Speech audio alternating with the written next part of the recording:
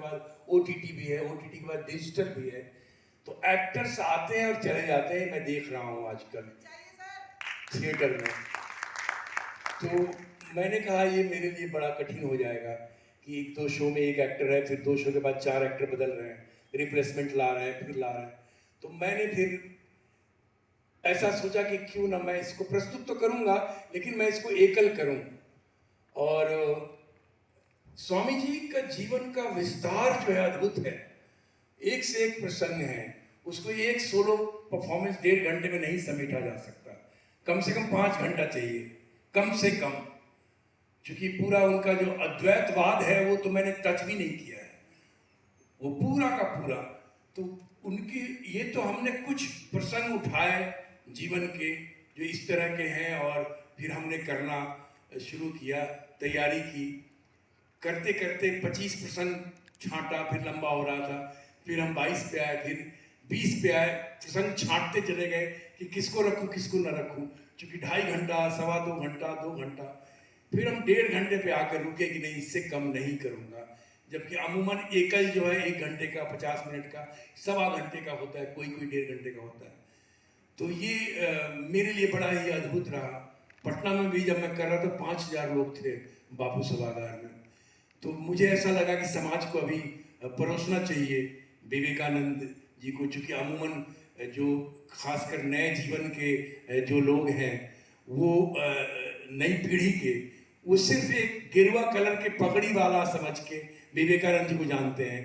Photo दिखाया जाए तो हाँ, उससे ज़्यादा ये पता है कि शिकागो गए थे, उससे ज़्यादा पता नहीं है। मुझे लगा कि ऐसा कुछ करना चाहिए, क्योंकि हम अलग अलग तरह के नाटक तो हम करते चले आए शुरू से अभी तक। अब क्या एज एन एक्टर रंगमंच के माध्यम से समाज को, अपनी नई पीढ़ी को दे सकता हूँ, तो वो मैंने देने का प्रयास किया और वो आपके समक्ष। आज जब वर्ल्ड पीस की समस्याएं उभर रही है, तब हम जब स्वामी विवेकानंद जी की बात करें, जिन्होंने उस समय जब भारत से कोई जा भी नहीं पाता था USA, तब जाकर इंडिया का कल्चर, इंडिया की जो डाइवर्सिटी है, यूनिटी इन डाइवर्सिटी, ये बातें वहाँ पर की थी। तो हमारी पीढ़ी को बहुत ज़रूरत है ये ज्ञान अर्जित करने की, क्योंकि काफ़ी ज्ञान, काफ़ी बातें हैं जो आपकी पीढ़ी को पता है, हमारे माता पिता को पता है, लेकिन हमारी पीढ़ी को ये नहीं पता है। स्वामी विवेकानंद, जैसे आपने कहा कि गेरुआ पगड़ी पहनते थे, लेकिन वो कौन थे, उनकी यात्रा क्या थी, ये इस नाटक से हमें काफ़ी अच्छे से पता चलता है। और राष्ट्रीय नाट्य विद्यालय आपका घर रहा है, 1987 बैच से आप पास आउट है, हमारे सुपर सीनियर हैं। तो वापस भारत रंग महोत्सव में अपने घर वापस आकर परफॉर्मेंस करना और इतना सारा प्यार पाना, कैसी अनुभूति है ये? नहीं, अद्भुत अनुभूति है। भारत रंग महोत्सव अपने आप में देखिए, आज भारत रंग महोत्सव का जो विस्तार है, वो विस्तार अद्भुत हुआ है। जब से ये चित्रेंद्र त्रिपाठी जी जो डायरेक्टर आए हैं, इन्होंने कुछ अद्भुत विस्तार दिया। 44 जगह एक साथ होना, 15 कंट्री, उनको बुलाना, उनसे बात करना, बुलाया भी नहीं, ऑनलाइन चीजें चल रही हैं और नाटक देख रहे हैं लोग और सारी चीज समझ रहे हैं। तो अपने आप में बड़ा ही अद्भुत कार्य हो रहा है। कल मैं था वहां पे, बाल संगम का उद्घाटन हुआ। नई पीढ़ी तैयार होंगे अगर इस तरह की चीजें हुई तो। नए नए बच्चे थिएटर को जानेंगे। थिएटर व्यक्तित्व का निर्माण करता है, व्यक्तित्व को सींचता है। थिएटर आपको भाषा देता है, आपका वो बोलने का जो झिझक है कि मंच पे खड़े होकर सबके सामने आप बोलिए, वो झिझक मिटाता है। जो कि कितना भी ब्रिलियंट स्टूडेंट हो, सामने खड़े होकर नहीं बोल सकता, वो नंबर ला सकता है कि 100 नंबर में से 99 नंबर ले आए, लेकिन सामने अगर खड़े करके बोलिए कि एक पोइट्री सुना दो, तो शायद वो ढंग से ना सुना पाए, जबकि पोइट्री याद है उसको फिर भी। तो इस तरह की रंगमंच में ये प्रैक्टिस बहुत कमाल की है, भाषा की, संस्कार की, अनुशासन बहुत ही कमाल है अपने आप को। प्लस जो धैर्य की कमी है आज लोगों में, क्योंकि जीवन बहुत ही गतिशील है, आज पूरी दुनिया सिमट गई मोबाइल में, तो जो आज धैर्य की कमी है, थिएटर वो धैर्य भी देता है। तो जब तक एंट्री ना हो तब तक आप धैर्यपूर्ण विंग में इंतजार कीजिए, आपका दृश्य आएगा तब जाके आप एंट्री लीजिए, परफॉर्म कीजिए, फिर एग्जिट कीजिए। और फिर जब आएगा। तो ये जो धैर्य है, ये अपने आप में एक, तो ये सारी चीजें, बहुत सारे तत्व हैं थिएटर के, चूंकि साहित्य का भंडार है, रंगों का बौछार है, भावों का उद्गार है, रसों का संचार है। ये शब्द को दृश्य बनाता है। ये मेरा प्रयोग नाटक यही है कि मैं शब्द बोलूं और मेरे जो प्रेक्षक हैं, मैं दर्शक नहीं कह रहा हूं, आप लोगों को प्रेक्षक कह रहा हूं, क्योंकि भरत मुनि जी ने नाट्य शास्त्र में प्रेक्षक ही कहा है, उन्होंने दर्शक नहीं कहा है। और प्रेक्षक नाटक का हिस्सा है, इसलिए उन्होंने प्रेक्षक कहा है। तो प्रेक्षक को देखने के लिए मिले कि अभिनेता शब्द बोल रहा है लेकिन उसको दृश्य मिल रहा है देखने के लिए। तो ये मैंने जो किताब आई है अभिनय, अभिनेता और अध्यात्म, अभिनय पे, जो पिछले दो सालों से बेस्ट सेलर चल रहा है अमेज़न पे, तो उसमें मैंने यही थ्योरी दी है कि शब्द को दृश्य बनाता नाटक और वो कार्य अभिनेता करता है। तो ये प्रयोग मेरा वही है कि मैं शब्द बोलूं और मेरे प्रेक्षक दृश्य देखें।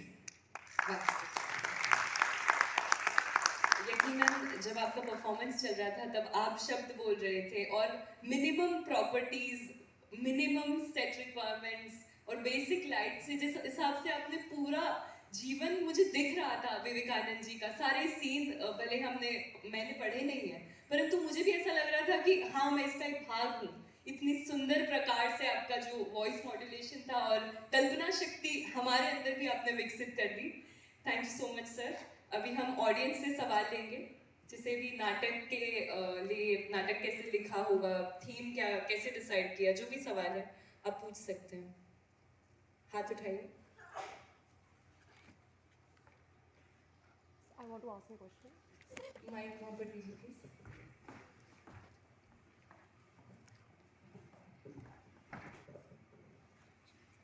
A very good evening to all of you. My name is Hina, and sir, it is an honor for me to be here in front of you.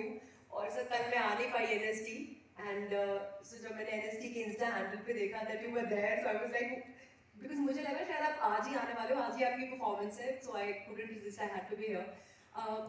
Sir जैसे हिंदी में आपका जो ग्रिप है लैंग्वेज का इतना अच्छा, इतने डिफिकल्ट वर्ड्स भी आपने यूज़ किए हैं, और सर जैसे आप, it is a one man show right, तो मेमोरी पे आप किस तरह से काम करते हैं कि आपको, अभी आप कह रहे हैं कि जैसे आपने बिहार में परफॉर्म किया था तो 5000 लोग थे, है ना, और फिर वो आपकी, I think it is your birth place also, तो वहाँ पे एक अलग ही तरह का इंकरेजमेंट रहता है, फिर इतना एक्सपेक्टेशंस भी लोगों की ज़्यादा रहती है, तो मेमोरी पे आपको अभी जितनी भागदौड़ की जिंदगी, आपने बोला OTT है, फिर you are also evolved as an actor, और ये जो एक्टिंग के मीडियम्स हैं ये भी इवॉल्व हो रहे हैं with time, so I want to know how do you upkeep with the memory so that audience और आपका दोनों का जो कंट्रोल है जो बना रहे, मतलब आपके परफॉर्मेंस पे तस से मस नहीं होना चाहिए।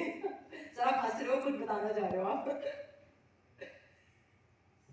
देखिए, अगर आपकी भाषा है, जो भी आपकी भाषा है, सबसे पहले उस भाषा में, जैसे हिंदी आपकी भाषा है, हमारी भाषा है, तो उस भाषा में किताब पढ़िए, मोबाइल और लैपटॉप मत पढ़िए। किताब को छुइए, उसका स्पर्श अनुभव कीजिए, उसको सूंघिए। तो स्पर्श अनुभव किया तो स्पर्श इंद्री जाग गई आपकी, उसको सूंघने से घ्राण इंद्री जाग गई, और जब आप पढ़ेंगे तो श्रोत इंद्री जाग जाएगी, सुनेगी, और जब चक्षु से जब देख रहे हैं, चक्षु इंद्री, क्योंकि जब आप अक्षरों को देखते हैं, उस अक्षर को देखिए, उसका आकार क्या है, किस आकार में वो अक्षर है। हर अक्षर का अपना अध्यात्म है। ये जो अक्षर हैं, ये अक्षरों का आकार नहीं है, ये केवल प्रतीक है। मानव जाति में एक दूसरे को संचार भाषा बनाया गया एक दूसरे के लिए, ताकि बातें पहुंच सके। ये ध्वनियां हैं, क्योंकि इन अक्षरों का न रंग है, न रूप है, न आकार है, लेकिन जीवन में जीवन जीने के लिए ये एक प्रतीक मात्र है कि ये आकार दिया गया ओ जैसा दिख रहा है, ई जैसी दिख रही है, क जैसा दिख रहा है, हो जैसा दिख रहा है, तालब श वैसा है, मूर्धन्य स वैसा है, दंत स ऐसा है। तो ये अलग अलग ढंग से उच्चारित भी होते हैं। हिंदी के साथ कमाल ये है कि हिंदी में 33 अक्षर है और मानो कि रीढ़ की हड्डी में 33 वर्ड टप रहा है। हिंदी में कपालभाति है, विसर्ग क्या है? कपालभाति है, क्रमशः, अंततः, अंतः, ये क्या है? विसर्ग, यही कपालभाति है। अनुलोम विलोम है, क अंदर की तरफ है, ख बाहर की तरफ है, ग घ च छ, उल्टा करके देखिए, बोल पाएंगे क्या? च को मैं अंदर ले रहा हूं, अब च को बाहर करता हूं, होगा क्या? च हो ही नहीं रहा। छ बाहर है, छ को अंदर करें, छ नहीं होगा। ये है कपाल, ये है अनुलोम विलोम आपकी भाषा में। मैं संस्कृति की स्वस्ति हूं, मैं सभ्यता की प्रशस्ति हूं, मैं संस्कृत की पुत्री हूं, मैं 33 हूं, मैं हिंदी हूं, मैं हिंदी हूं, मैं हिंदी हूं। मैं गंग हूं, गंगाल हूं, गंगा गंगेश हूं, मैं क्रांति अशेष हूं, क्रांतिकारियों का वेश हूं, स्वतंत्रता संग्राम का आवेश हूं, सिंधु का अवशेष हूं, विश्व में कहीं भी रहूं, मैं संपूर्ण भारत देश हूं। मैं हिंदी हूं, मैं हिंदी हूं, मैं हिंदी हूं। एक हिंदी कविता हमने लिखी है, जो मेरी जो कविता संग्रह है आत्मोत्थानम, उसकी पहली कविता है ये। तो शब्दों को देख के अगर पढ़ेंगे, वाक्यों को देख के पढ़ेंगे, तो मन मस्तिष्क में छा जाता है, वो अंकित हो जाएगा। जब देख कर पढ़ेंगे उसको प्रॉपरली, हम देखें उसको कि कैसे लिखा हुआ है, वो आकार जब अंकित होगा तो आपको याद होगा। न कि एक ही स्पीच, अलग अलग नाटकों के स्पीच। अखबार का न्यूज उठा के पढ़ लीजिए, समाचार, आपको याद हो जाएगा। अगर अंकन आता है आपको, तो आप अगर देखते हैं, शब्दों को देख के पढ़िए, अक्षरों को देखिए, बोलते हुए भी देखिए कि मैं आ रहा हूं, बोलते हुए भी देखिए, बोलते हुए भी देखिए। अब इस सेंटेंस को, इस वाक्य को मैं देख रहा हूं,